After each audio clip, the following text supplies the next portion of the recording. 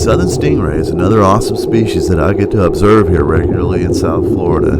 Their range extends from subtropical areas of the western Atlantic, extending as far north as New Jersey and as far south as southern Brazil. Their coloration varies from gray to brown to an olive green and everything in between. Their bellies are white.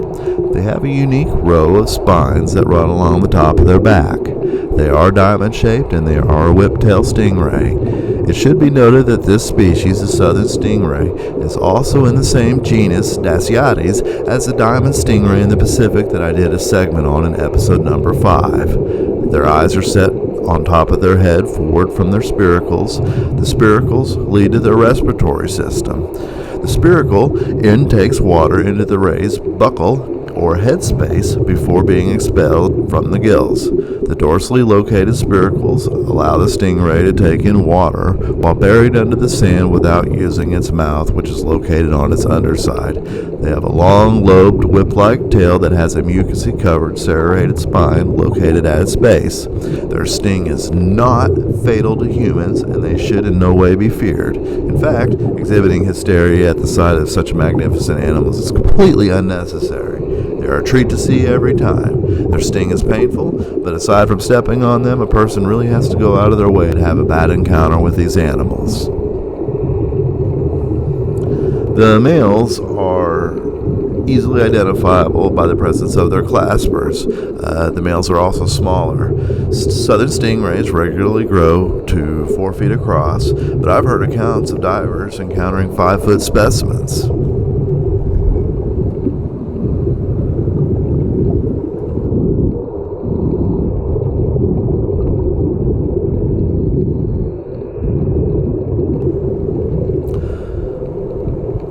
Following this specimen underneath a pier.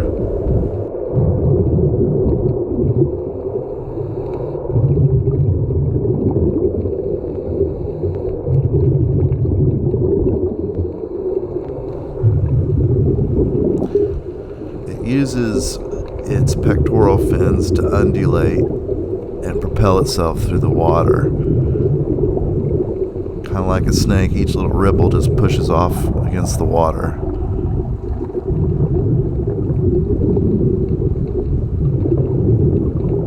Beautiful animal.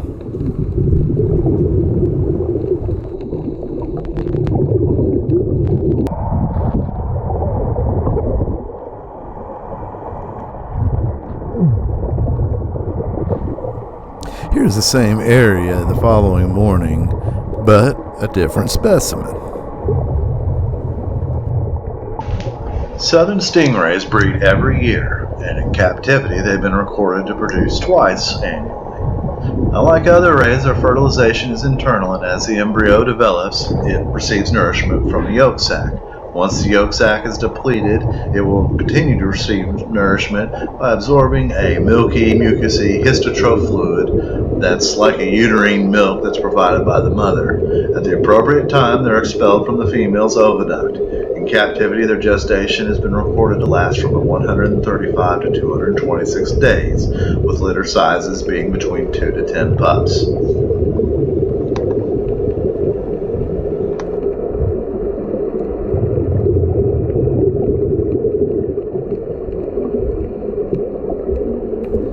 Here is a rundown on their classification.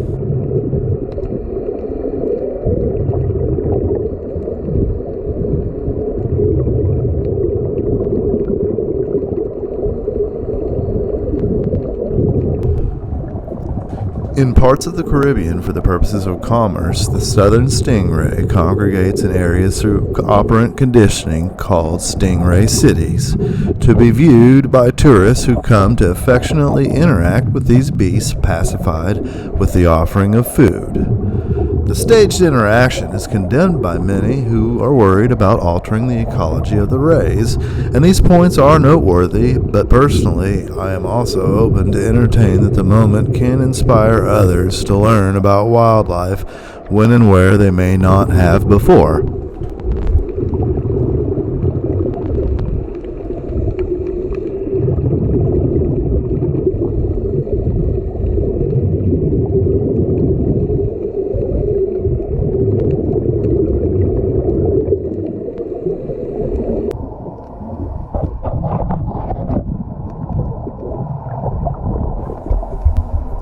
Southern stingrays are opportunistic hunters and active foragers. They consume a variety of organisms throughout their day, feeding on worms, crustaceans, clams, and small fish.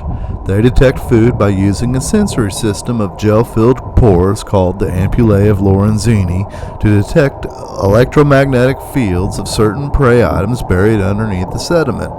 The ray will hover above its prey and pin or confine it to the sea floor with their disc and use negative pressure to extract prey from holes and crevices.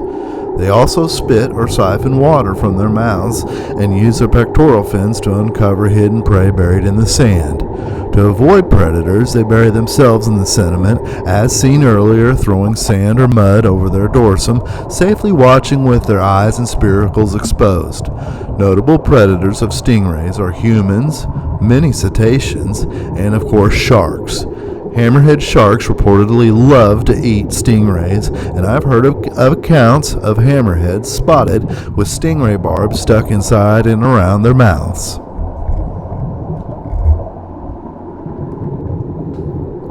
The beautiful barjacks follow closely, watching for an opportunity to snatch up an easy meal exposed by the stingray.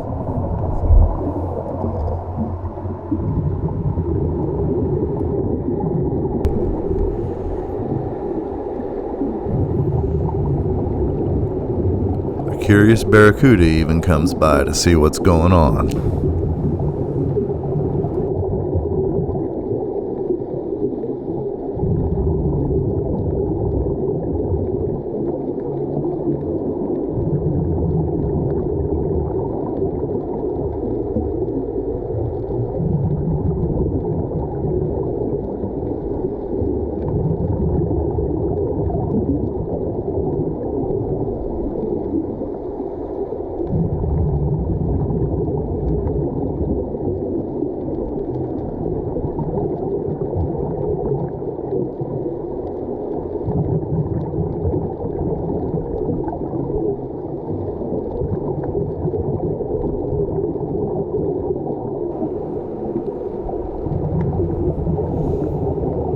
There. It looks like it's found something.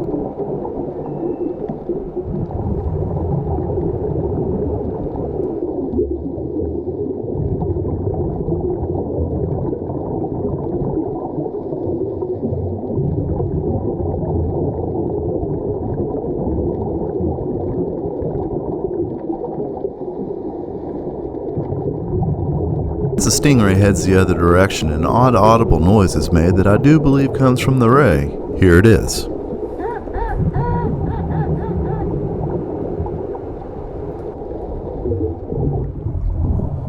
I noticed this sound and can only believe that it's some sort of vocalization of distress exhibited by the ray, but I've noticed it following other rays too, but I only discover the sound after reviewing the video footage.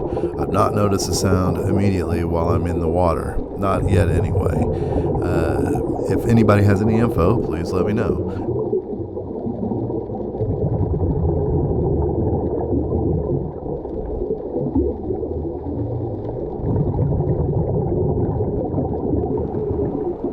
On a side note, the tracks in the sand from the anchor chain look kind of cool. Kind of looks like tractor tracks or something.